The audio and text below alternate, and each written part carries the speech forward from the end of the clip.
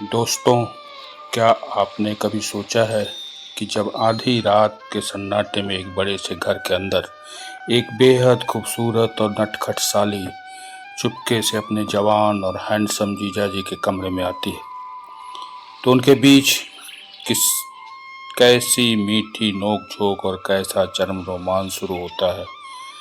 बाहर सावन की तूफानी रात थी, पूरा परिवार गहरी नींद में सो रहा था और कमरे के अंदर दो दिल समाज की सारी पाबंदियां भूलकर एक दूसरे की बाहों में पिघल रहे थे। लेकिन दोस्तों, यहाँ एक ऐसा अधूरा और खौफनाक सवाल है जो आपकी सांसें रोक देगा। इसलिए अगर आप सब्सक्राइब नहीं किए हैं तो सब्सक्राइब कर दीजिए और पूरी कहानी ज़रूर सुनिएगा। उस चुलबुली साली ने अपनी जीजा जी के गले में बाहें डालकर बहुत ही मदहोश आवाज़ में कहा, जीजा जी, दीदी तो सो रही हैं, पर इस बंद कमरे में आपका यह मर्दाना छुअन मुझे पागल कर रहा है। लेकिन अगर कल सुबह दीदी या माँ को हमारी इस रात का पता चल गया तो वो तो हमें जिंदा दफन कर देंगे। तो क्या वो जवान साली सच में अपने जीजा जी से प्यार करती थी, या उस सूने घर के अंदर अंधेरे में कोई ऐसा खतरनाक खेल खेला जा रहा था जिससे वो सीधा साधा लड़का बिल्कुल अनजान था। आज की कहानी दोस्तों, एक एक बात इतनी इस कहानी की रोमांटिक है कि आप इसे बार बार सुनना चाहेंगे, क्योंकि ऐसा रोमांस आपने पहले कभी नहीं सुना होगा। इसलिए कहानी पूरी सुनना दोस्तों, और अगर सब्सक्राइब नहीं किए हैं तो सब्सक्राइब ज़रूर कर दीजिएगा। गांव के एक बड़े रईस घराने की बड़ी बेटी की शादी शहर के एक बहुत ही हैंडसम और अमीर लड़के से हुई थी, जिसका नाम था विवेक। विवेक 24 साल का, 6 फीट लंबा, चौड़े सीने वाला और बहुत ही कड़क पर्सनालिटी वाला लड़का था।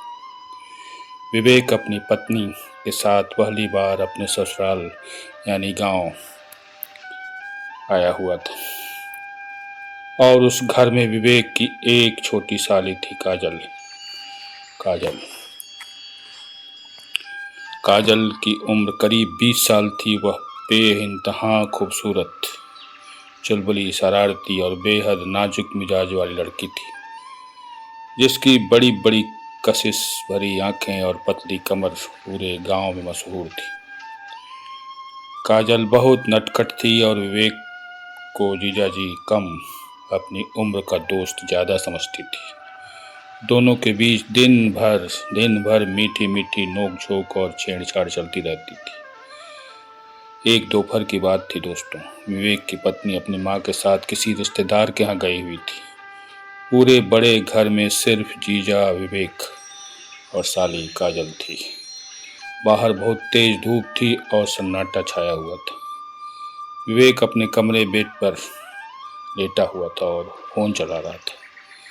तभी काजल दबे पांव पीछे से आई और उसने चुपके से विवेक के हाथों से फोन छीन लिया। विवेक अचानक चौंक गया। उसने देखा कि काजल हाथ में फोन लिए शरारत से मुस्कुरा रही थी। काजल ने छोटे छोटे कपड़े पहने हुए थे, बहुत छोटे कपड़े पहने हुए थे, और लगभग सब कुछ उसका दिखाई दे रहा था। उसकी गोरी कलाई और नाजुक बदन साफ साफ दिख रहा था। विवेक ने नकली गुस्सा दिखाते हुए कहा, काजल, ये क्या बदतमीजी है, मेरा फ़ोन वापस करो।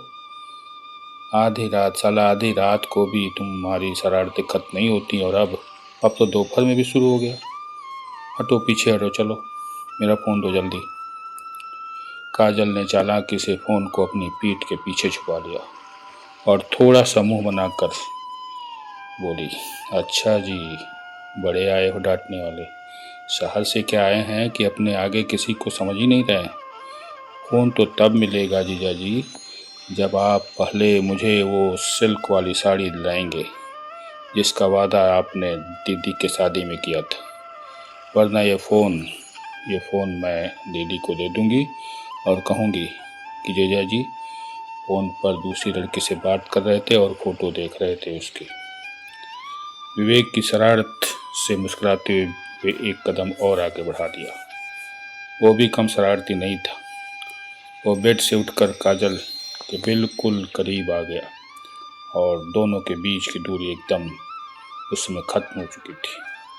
विवेक ने कहा, अच्छा तो मेरी साली साहिबा अब मुझे ब्लैकमेल करेंगी। लाओ फ़ोन, वरना अगर मैंने अपनी साली को गोद में उठा लिया तो सुबह पूरे गांव में मजाक उड़ जाएगा, मजाक। काजल का चेहरा शर्म से बिल्कुल टमाटर तरह लाल हो गया था, पूरी तरह लाल हो गया था। उसने विवेक के चौड़े सीने पर अपने नाजुक हाथों से हल्का सा धक्का देने की कोशिश की और लड़खड़ाती हुई आवाज़ में बोली, जीजा जी दूर हटिए ना, दूर हटिए, बहुत बिगड़ गए हैं आप, बहुत। दीदी आ जाएंगी ना तो सब काम बिगड़ जाएगा और फिर वो क्या सोचेंगी। लेकिन विवेक ने पीछे हटने के बजाय धीरे से काजल की नाजुक कलाई पकड़ ली और उसे दीवार से सटा दिया। विवेक की मर्दाना उंगलियों का वो जादुई छुअन पाते ही काजल के पूरे बदन में मानो करंट सा दौड़ गया। वो खांसती हुई बोली, अरे कोई आ जाएगा। लेकिन उसकी सांसें तेज चलने लगी और उसके मुंह से एक हल्की सी सिहरन भरी आह निकल गई। आह, उफ जीजा जी छोड़ो ना, छोड़ो। लेकिन जीजा नहीं माने। उस दोपहर की नोक झोंक ने दोनों के दिलों का बांध तोड़ दिया था। वो दोनों एक दूसरे में समा गए थे। फिर आई वो एक घनी और तूफानी रात। बाहर बहुत तेज मूसलाधार बारिश हो रही थी, बादल गरज रहे थे और बिजली कड़क रही थी। विवेक की पत्नी अपनी माँ के कमरे में सोई हुई थी, क्योंकि वो तूफानी रात से बहुत डरती थी, बहुत। रात के ठीक 12 बजे अचानक पूरे घर की लाइट गायब हो गई और चारों तरफ गहरा अंधेरा छा गया, गहरा अंधेरा। विवेक अपने कमरे में बेड पर लेटा हुआ था कि अचानक उसके कमरे के दरवाजे पर हल्की सी दस्तक हुई। दस्तक। विवेक ने जैसे ही दरवाजा खोला उसकी सांसें थम गईं। सामने हाथ में मोमबत्ती लिए साली साहिबा काजल खड़ी थी। मोमबत्ती की पीली रोशनी में काजल अप्सरा जैसी हसीन लग रही थी और सर को झुकाए हुई थी। उसका चेहरा ठीक से दिखाई नहीं दे रहा था। भीगी हवा के झोंके से उसके कपड़े भी भीगे हुए थे, जिससे उसकी खूबसूरती और भी बढ़ गई थी, और भी खूबसूरत लग रही थी वह।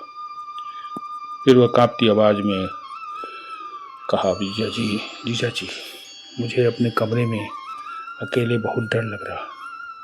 दीदी तो माँ के पास सो गई। क्या मैं थोड़ी देर आपके कमरे में बैठ सकती हूँ? विवेक ने आगे बढ़कर काजल का हाथ पकड़ लिया। काजल का हाथ पकड़ते हुए बहुत ही धीमी आवाज में उसने कहा, काजल इतनी रात को क्या बैठोगी? आओ मेरे पास आ जाओ, मेरे पास ही सो जाओ। जब तक तुम्हारे जीजा जी हैं तुम्हें किसी चीज़ की डरने की जरूरत नहीं है।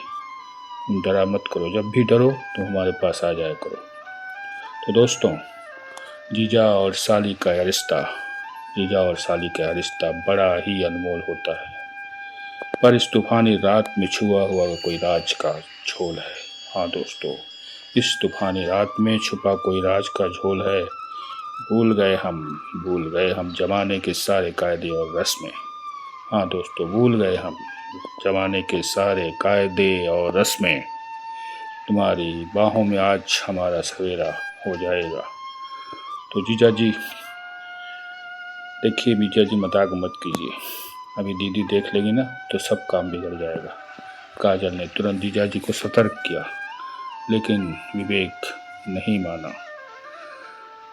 वह उस रात उसका सारा सब्र टूट गया, सारा सब्र। उसने आगे बढ़कर अपनी खूबसूरत साली काजल को कमर से जोर से पकड़ लिया और खींचकर अपने चौड़े सीने से भींच लिया, सटा लिया और गोद में उठाकर अपने बिस्तर पर बिठा लिया। वो कुछ नहीं सुना। काजल के मुंह से एक मीठी सी आह निकल गई और उसने अपनी दोनों नाजुक बाहें विवेक के मजबूत गले में डाल दी। विवेक ने भी धीरे से काजल के चेहरे से भीगे हुए बालों को हटाया और उसके होंठों के करीब आकर उसको किस करने लगा। दोनों एक दूसरे में समा चुके थे। काजल की आंखें बखुद अपने आप बंद हो गई थी, अपने आप वो चुपचाप पड़ी हुई थी और विवेक का सहयोग कर रही थी। अब बंद अंधेरे कमरे में सावन की उस तूफानी रात में सारी की सारी पाबंदियां टूट चुकी थी दोस्तों, टूट गई थी। विवेक ने काजल को बेपनाह प्यार, इज्जत और छुअन दिया, जिसके लिए उसका युवा बदन और दिल दोनों सालों से तरस रहे थे। दोनों दुनिया और समाज की बंदिशों को भूलकर एक दूसरे के प्यार के समंदर में पूरी तरह डूब चुके थे, पूरी तरह। वो समंदर ऐसा था जिसको वो दोनों समझ भी रहे थे, लेकिन डर भी रहे थे अपनी दीदी से। काजल डर रही थी, लेकिन वो अपने जीजा का पूरा साथ दे रही थी। पूरी रात दोनों एक दूसरे की बाहों में लिपटे रहे और करते रहे, मजा लूटते रहे। लेकिन रात के करीब 4 बजे सुबह, जब काजल विवेक के सीने पर सिर रखकर सो रही थी, अचानक कमरे के दरवाजे के नीचे से एक सफेद कागज का टुकड़ा अंदर की तरफ खिसक कर आ गया। तो दोस्तों, अभी सब्सक्राइब नहीं किए हो तो जरूर सब्सक्राइब कर दीजिएगा। विवेक की आंख खुली, उसने घबरा कर वो कागज उठाया। उस चिट्ठी पर लाल स्याही से बड़े बड़े अक्षरों में लिखा था, विवेक जिसे तुम अपनी साली समझकर रात भर अपनी बाहों में समेटे रहे, रात भर उसके साथ सोए रहे, वो काजल नहीं बल्कि तुम्हारी अपनी पत्नी आरती है, पत्नी आरती। आरती ने जानबूझकर अपनी छोटी बहन काजल के उसके कपड़े पहने और मोमबत्ती बुझाकर तुम्हारे कमरे में आ गई, ताकि वो तुम्हारा टेस्ट ले सके। टेस्ट। बधाई हो, तुम अपनी पत्नी की परीक्षा में पूरी तरह फेल हो चुके हैं दोस्त, पूरी तरह। और तुम्हारा ये राज खुल चुका है। तो दोस्तों, विवेक एकदम सन्न रह गया। उसके पैर तले जमीन खिसक गई। उसने झटके से मुड़कर बेड पर बैठी लड़की की तरफ देखा तो आश्चर्य पड़ गया। कमरे की लाइट आ चुकी थी और बेड पर बैठी लड़की सचमुच में उसकी पत्नी आरती थी। आरती की आंखों से आंसू बह रहे थे। उसने गुस्से और नफरत से विवेक की तरफ देखा और कहा मुझे पहले ही शक था विवेक, मुझे पहले ही शक था, जरूर शक था कि तुम्हारी नजरें मेरी छोटी बहन पर हमेशा रहती थी। आज रात मैंने अपना शक दूर करने के लिए काजल का रूप लिया था, और तुमने साबित कर दिया कि तुम एक धोखेबाज पति हो, सचमुच धोखेबाज पति हो। विवेक के होश उड़ गए। जिस लड़की को उसने रात भर अपनी साली मानकर प्यार किया था और सुताए रखा था, वो असल में उसकी पत्नी का बुना हुआ एक बहुत बड़ा जाल, जिसमें वो पूरी तरह फंस चुका था। प्यार का वो हसीन लम्हा पल भर में उसकी शादीशुदा जिंदगी की तबाही का सामान बन गया था दोस्तों, सामान। अब विवेक के सामने एक बहुत बड़ा अधूरा सवाल था। क्या विवेक अपनी पत्नी आरती को मना पाएगा? क्या काजल को इस खेल के बारे में पहले से ही पता था? और क्या विवेक का यह घर सुबह होते ही हमेशा के लिए बिखर जाएगा? हाँ तो दोस्तों, साली के प्यार का वो ख्वाब पल भर में बिखर गया। तो दोस्तों, साली के प्यार का वो ख्वाब पल भर में बिखर गया। मोहब्बत का जो रास्ता तो बर्बादी के राहों से उतर गया, वो बर्बादी की राहों में उतर गया। क्या बचा पाएगा विवेक अपनी इस टूटती हुई शादी को?